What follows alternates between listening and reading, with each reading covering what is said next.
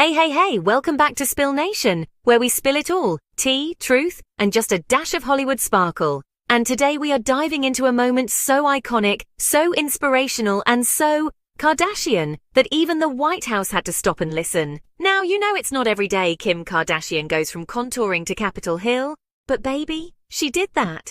And not in a quiet way either.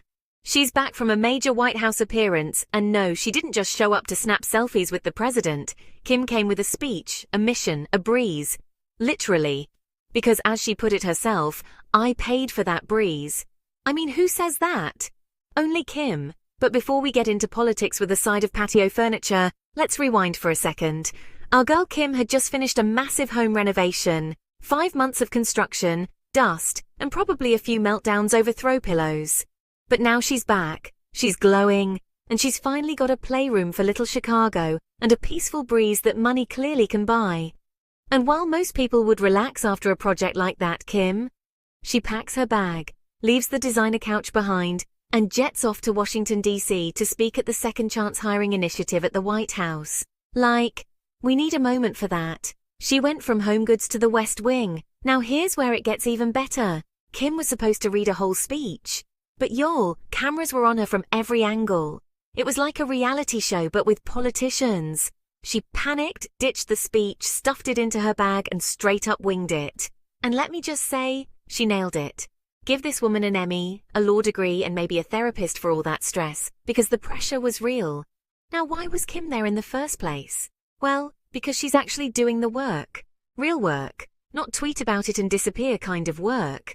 Kim is partnering with Lyft to provide formerly incarcerated individuals with gift cards so they can get to job interviews, their actual jobs, or just pick up their kids from school. That's not just charity, that's change. And let's talk about how she's working with Cut 50, a criminal justice reform group that's actually trying to reduce incarceration by 50%.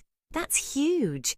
And the fact that Kim is using her platform to support this while also raising 4 kids, building an empire, and still dodging Kanye-related headlines. Respect. Oh, and speaking of Kanye, quick detour. Kim tells this hilarious story about one of their kids drawing on the wall with a Sharpie. Now most of us would panic, but Kim's like, thank God Kanye's out of town, because apparently he'd call it art and want to frame it. Only in the Kardashian West universe, folks. Back in DC, Kim's getting coached by her 2 powerhouse attorneys, Aaron Haney and Jessica Jackson. These women are helping her prep for law school and studying for the bar, and Kim's like, I would be lost without them. Honestly, we would all be lost without someone telling us what the heck habeas corpus means. And just when you thought the nerves would calm down, boom, it's speech time. She walks into that room. You know the one, the fancy White House press briefing room where presidents drop major announcements and the nation holds its breath. And now, it's Kim Kardashian standing at that podium. Surreal doesn't even cover it. But Kim did what she does best. Kept it real.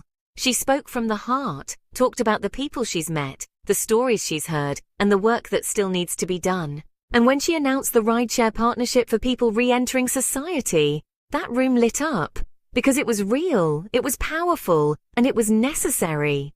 Later, we see Kim meeting Matthew Charles in person, a man she had only exchanged emails with. The hug they share, heartwarming. And just another reminder that Kim isn't just talking about change. She's out here hugging it, funding it, and putting a full glam team behind it. Now look, I know the Kardashians catch a lot of heat. And yes, sometimes it's deserved. But this is something to be proud of. Whether you love her or love to roll your eyes at her, you have to admit, Kim is using her spotlight to shine on something that really matters.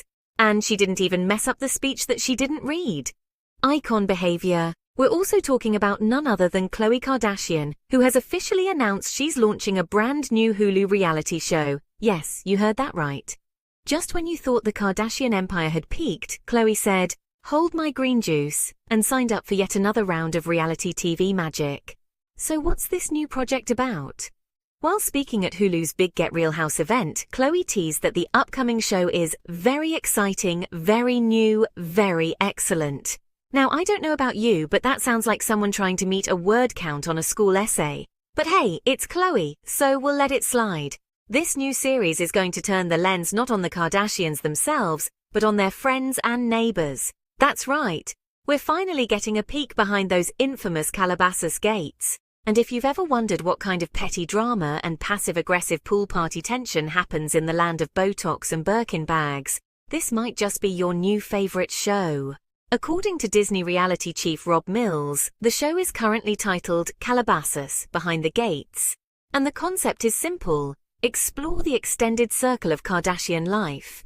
Think Real Housewives, but with more security cameras and perfectly manicured driveways. Apparently, Hulu wants to tap into the mystery of the neighborhood. Who are these people who rub shoulders with the world's most media-savvy family? Are they just as rich, just as dramatic, and just as desperate to become meme-worthy? Now, this isn't Khloe's first time running her own show. Remember Revenge Body? The one where she helped people glow up while also casually reminding us that the gym exists. Yeah, she's been in the solo spotlight before, but this time feels different. It's less about transformation and more about tea. Not her tea, though. Other people's. Which honestly sounds like the easiest gig ever. She doesn't even have to cry on camera this time. She just needs to hang out in a gated community and let her neighbors do the heavy lifting.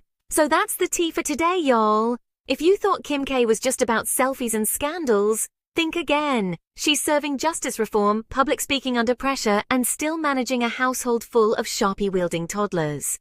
Don't forget to hit that subscribe button and drop a comment below. Let me know what you think. Is this the Kim redemption arc we never knew we needed? Or just the beginning of her full transformation into Elle Woods 2.0?